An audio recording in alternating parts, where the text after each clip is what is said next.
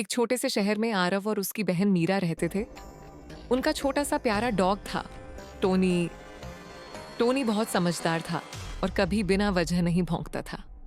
एक दिन स्कूल की छुट्टी के बाद तीनों जंगल के पास खेलने चले गए। जंगल के किनारे एक पुरानी हवेली थी जिसके बारे में सब कहते थे।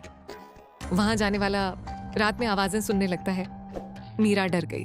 आरव बोला, अरे ये सब झूठ है, डरो मत। लेकिन तभी टोनी जोर जोर से भौंकने लगा और उसकी आंखें हवेली की तरफ देख रही थी। मीरा फुसफुसाई, टोनी तो ऐसा कभी नहीं करता। तीनों हिम्मत करके हवेली के अंदर गए। हवेली के अंदर बहुत अंधेरा था। पुरानी तस्वीरें, टूटे फर्नीचर और दीवारों से आती टकटक की आवाज़। अचानक ऊपर की मंजिल से कुछ गिरा। मीरा ने आरव का हाथ कसकर पकड़ लिया। मीरा बोली, भैया चलो वापस। तभी एक ठंडी हवा चली और दरवाजा अपने आप बंद हो गया। टोनी गुर्राने लगा और दरवाजे के सामने रुक गया। दरवाजा अपने आप खुला और अंदर दिखा एक छोटा सा लड़का जो रो रहा था, लेकिन उसके पैर जमीन को छू ही नहीं रहे थे। मीरा डरते हुए बोली, तुम कौन हो? लड़के की आवाज आई, मेरा नाम कबीर है, मैं रास्ता भूल गया हूँ। आरव ने ध्यान से देखा।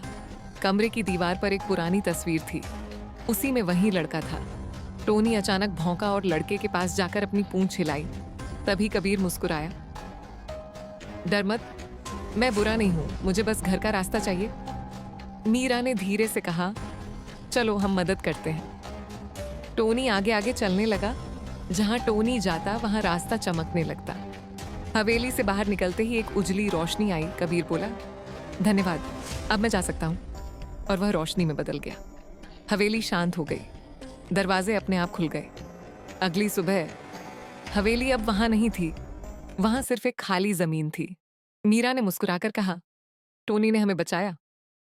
आरव बोला, और सिखाया भी कि हर डरावनी चीज डरावनी नहीं होती। टोनी भौंका जैसे कह रहा हो, सच्ची हिम्मत दिल में होती है।